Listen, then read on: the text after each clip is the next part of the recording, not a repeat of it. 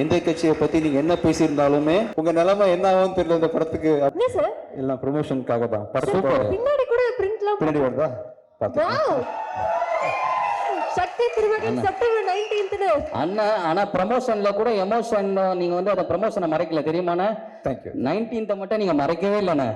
சரி, எப்போ முதல் கையை விட வச்சுங்க. சூப்பர்ண்ணா. இங்கே எங்களுக்காக சக்தி திருமகன் படத்துக்காக வந்திருக்கக்கூடியவங்க அனைத்து மக்களுக்கும் என்னுடைய மனமார்ந்த நன்றியை தெரிவிச்சுக்கிறேன். 25 படம் இது வரைக்கும் ஆயிருக்குன்னு சொல்கிறாங்க. என்னால் இப்போவும் நம்ப முடியல. இப்போ தான் ஜீவா சங்கரோட டைரக்ஷனில் நான் படம் ஷூட்டிங் ஆரம்பித்த மாதிரி இருக்குது. நேற்று சட்டுன்னு பார்த்தா 25 படம்.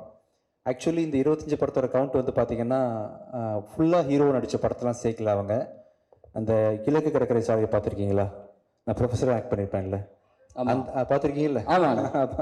அந்த படம் ஆர்ட் ஸ்டுடியோவில் அப்பேர் பண்ணது, சாந்தனு படத்தில் தான் கெஸ்ட் ரோல் பண்ணது, சின்ன சின்ன படங்களில் நடித்த கெஸ்ட் பெர்ஃபார்மன்ஸ்லாம் சேர்த்து 25 கவுண்ட் வந்திருக்கு. ஐ திங்க் நான் வந்து ஒரு 20-19 பண்ணியிருப்பேன்னு நினைக்கிறேன். ஸோ எனிஹவ் எல்லா படமும் சேர்த்து 25 படமாக ஆயிடுச்சு. ஆமாண்ணா. அது 25வது படம் வந்து உங்கள் படமாக இருக்கும்னு சொல்லிட்டு நான் கண்டிப்பாக கனவுல கூட நினச்சி பார்க்கல பிரபு. அதான் நிறைய இடங்களில் சொல்லியிருக்கேன், நான் இது மாதிரி உங்கள் கூட ஒர்க் பண்ணுவேன்னு தெரியாமலே எல்லா இடத்துலையும் எனக்கு பிடிச்ச படம் வந்து அருவின்னு தான் சொல்லியிருக்கேன்.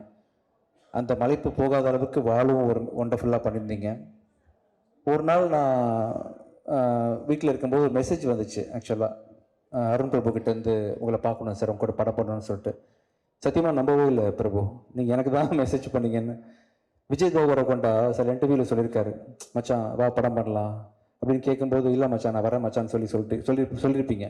நீங்கள் தான் வந்து பிஸியாக இருக்கேன், இல்லை அந்த கதை மேட்ச் ஆகலைன்ற மாதிரி உங்கள் பதிலெலாம் சொல்லியிருக்கீங்க. ஒருவேளை விஜய் தேவரகொண்ட அவருக்கு போகிற மெசேஜ் எனக்கு தெரியாமல் போட்டிங்களோன்னு நினச்சி பார்த்தேன். அப்புறம் நீங்கள் நேரில் வந்து பார்க்கும்போது கூட நீங்கள் கதை சொன்ன விதம், பர்சனாலிட்டி எல்லாத்தையுமே வந்து ரொம்ப மலைச்சு தான் பார்த்துட்டு இருந்தேன். நீங்கள் வர்றதுக்கு முன்னாடியே வந்து இந்த படத்தை பண்ணிடணுன்ற முடிவோடு தான் மீட் பண்ணேன். ஃபஸ்ட் ஆஃப் சொல்லும்போது வேறு லெவல் பட்ஜெட்டு. இந்த படத்தில் வந்து நான் வழக்கமாக மீடியம் பட்ஜெட்டாகவே பண்ணி பழக்கப்பட்டேன்னா வந்து இந்த படத்தை பண்ண முடியுமான்னு என்னால் வந்து நோன்னு சொல்ல முடியாது. வந்து கேட்குறது அருண் பிரபுவாச்சு, சரின்னு ஒத்துக்கிட்டேன். கதை வேறு பயங்கரமாக இருந்துச்சு, ஒரு வழியில் பண்ணி ஆகணும்னு சொல்லிட்டு. செகண்ட் ஹாஃப் கேட்கும்போது எனக்கு ஒன்றுமே அரசியல் தெரிக்குது, வசனங்கள்லாம் வந்து புரியல, இது என்ன சொல்ல வரான்னு தெரியல. சரி படம் போட்டு கடைசியில் நிறைய என்னோடய ஃப்ரெண்ட்ஸ் பார்த்தாங்க, இதுவும் குறியீடு இதாக வச்சுருக்காரா படத்துக்குள்ளே அப்படின்னு சொல்லி பயந்து கேட்டேன். குறியீடு இல்லை சார், டைரெக்டாக சொல்லியிருக்காரு. நேராக தெரிக்குது, உங்கள் நிலைமை என்ன ஆகும்னு தெரியல இந்த படத்துக்கு அப்புறம்னு சொல்லிட்டு என் ஃப்ரெண்ட்ஸ்லாம் சொன்னாங்க.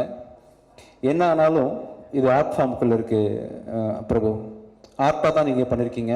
என்ன நீங்கள் எப்படி சொல்லியிருந்தாலும், எந்த கட்சியை பற்றி நீங்கள் என்ன பேசியிருந்தாலுமே இதை வந்து எல்லாருமே கண்டிப்பாக படமாக மட்டும்தான் பார்ப்பாங்க. நானும் அப்படி தான் பார்த்தேன். So one of the very important film in my career. Thank you so much. ஆனால் அந்த 2026 வேற பிளான்ஸ் எங்கள் மைண்டில் என்னப்பா அப்படி ஒரு மாதிரி போயிடுச்சு, அது என்னன்னு தெரிஞ்சுக்கணும் மாதிரி க்யூரியஸாக இருக்கு சார். வேற ஆங்கர் வச்சுக்கலாம் தான். இல்லை அந்த மாதிரி அது உங்களுடைய பிளான் எனக்கு தெரியும் கதிர். அது யாரு சார், ஒரு நிமிஷம் சார், யார் அது விசில் அடிச்சது? உனக்கு பிடிக்காதவங்க தான். அது நியாயமே கிடையாது சார், அது அரசியல் தான் அப்படின்னு நீங்கள் நினச்சிட்டு இருப்பீங்க இல்லையா? அது கிடையாது. அதெல்லாம் இல்லைங்க, எனக்கு அரசியலெல்லாம் இப்போதைக்கு ஆர்வம் இல்லை. அது வேற ஒரு பிளான். இப்போ நிறைய யங்ஸ்டர்ஸ்க்கு வந்து ஆப்பர்ச்சுனிட்டி கொடுக்கறதுக்காக நான் வந்து தேடி கால் இப்போ இன்ஃபேக்ட் நம்ம ரோமியோ டைரக்டர் விநாயக்கெல்லாம் நான் தான் கால் பண்ணி கூப்பிட்டேன், ஜோஷுவா கால் பண்ணி கூப்பிட்டேன். விஜய் ஆண்டனியோட தனிப்பட்ட பலத்தினால வந்து எனக்கு வந்து வருஷத்துக்கு ஒரு 4 படம் தான் ப்ரொடியூஸ் பண்ண முடியும், இல்லை அதிகபட்சம் 5 ப்ரொடியூஸ் பண்ண முடியும். பட் இன்னும் நிறைய பேருக்கு உதவி பண்ணணும், நிறைய புது இயக்குநர்களை ஊக்குவிக்கணும், நல்ல கண்டென்ட்டை நிறைய லாங்குவேஜஸில் கூட ப்ரொடியூஸ் பண்ணணும்னு ஆசை இருக்குது. அது தனியாக என்னால் பண்ண முடியாது, அதுக்கு வந்து பெரிய பலம் வேணும். அந்த பலம் வந்து தனியாக எனக்கு கிடைக்காது.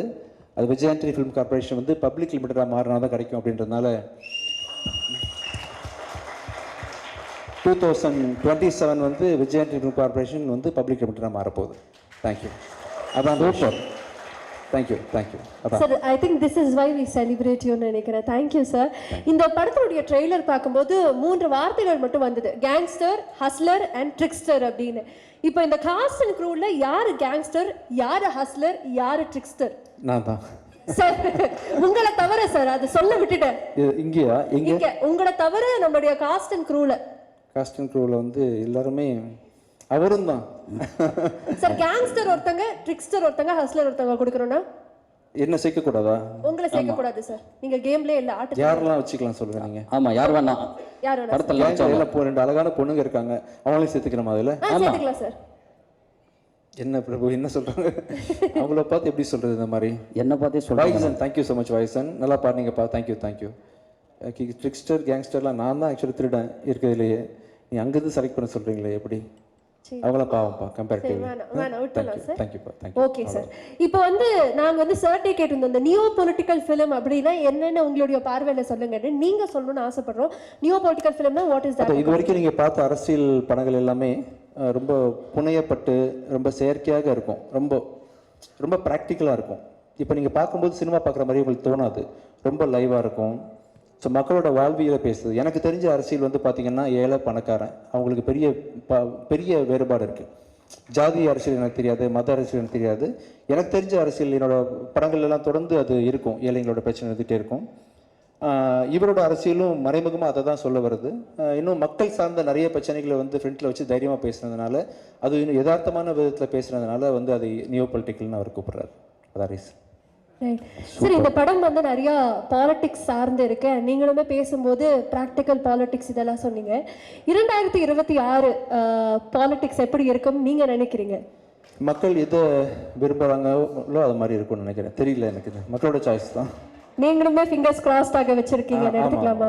ரொம்ப எனக்கே நம்ப முடியலங்க. ஆக்சுவலாக எனக்கு உண்மையிலே மியூசிக் கூட தெரியாதுங்க. ஒரு நம்பிக்கையோடு வந்துட்டேன் சென்னைக்கு. இந்த எறும்பு ஊற கழுத்தையும்ன்ற பழமொழி கேள்விப்பட்டிருக்கீங்களா? எனக்கு ஒன்றுமே தெரியாது. ஒரு சின்ன துளி வந்து ஒரு பெரிய பாறாங்கல்லில் சொட்டு சொட்டா வருஷக்கணக்காக விழுந்தா இந்த பாறாங்கல்லில் பெரிய ஓட்டம் விழும் இல்லையா? அது மாதிரி நான் வந்து ஒன்றுமே தெரியாது தான், ஆனால் தொடர்ந்து ஒரு வேலையை தினைக்கும் செஞ்சுக்கிட்டே இருக்கேன். செய்கிறதுக்கான ரிசல்ட்டு தான் நீங்கள் வந்து மியூசிக்கில் பார்க்குறீங்க, நான் ஆக்டிங்கில் பார்க்குறீங்க. ஸோ இந்த இது வந்து நான் பெரிய சாதிச்சிட்டேன் அப்படின்றத நான் புகழ் வாங்கிக்க விரும்பலை. I still don't know. இதை பார்க்குறவங்க எல்லாருமே இப்போ ஆவரேஜாக இருக்கக்கூடிய ஒன்றும் தெரியாத விஜய் ஆண்டனி இவ்வளோ பண்ணும் பொழுது, இவ்வளோ மியூசிக் நாலேஜோடு நான் எவ்வளோ பண்ண முடியும், இவ்வளோ நடிப்பு திறமையோடு எவ்வளோ பண்ண முடியும்னு சொல்லிட்டு பல பேரை ஊக்குவிக்கும் இந்த விஷயம் அப்படின்றதுக்காக சொல்கிறேன்.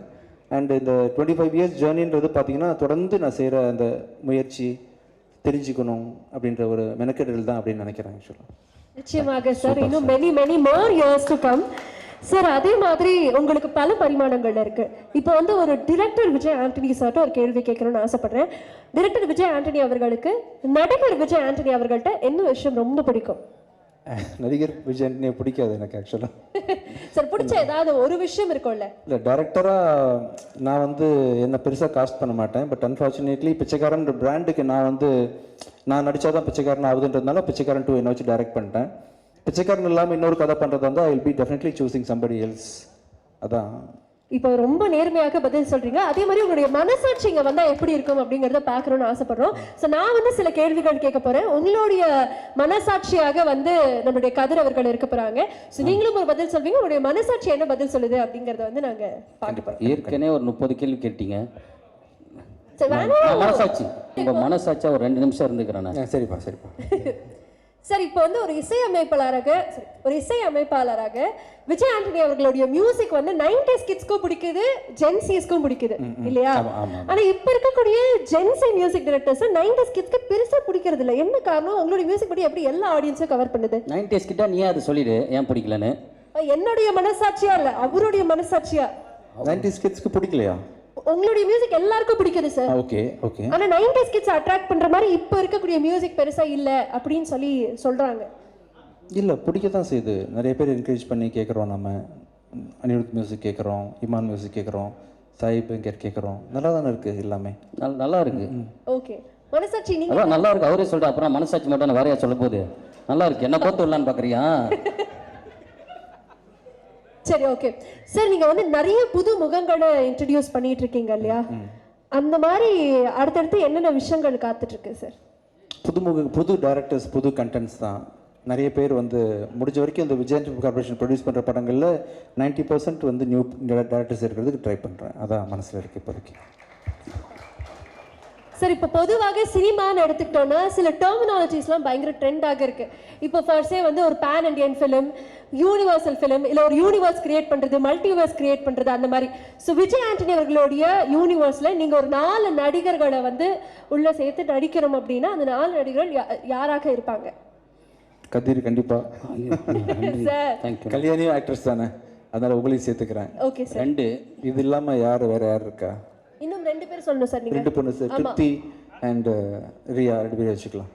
சார் இது எல்லாமே இப்படி ஆங்கரே ட்ரிக் பண்ற மாதிரி பதில் சொன்னா நாங்க எப்படி ரொம்ப இப்போ இதுக்கு மனசாட்சி என்ன பதில் சொல்றதுன்னு யோசி. ஓகே மனசாட்சி சொல்லுங்க. இல்லை நியாயமா பேசுறாரு, அப்புறம் என்னது கதிர்னு சொல்லிட்டாரு, அப்புறம் அதுக்கு மேலே மனசாட்சி பேசுற வாய்ப்பே இல்லை.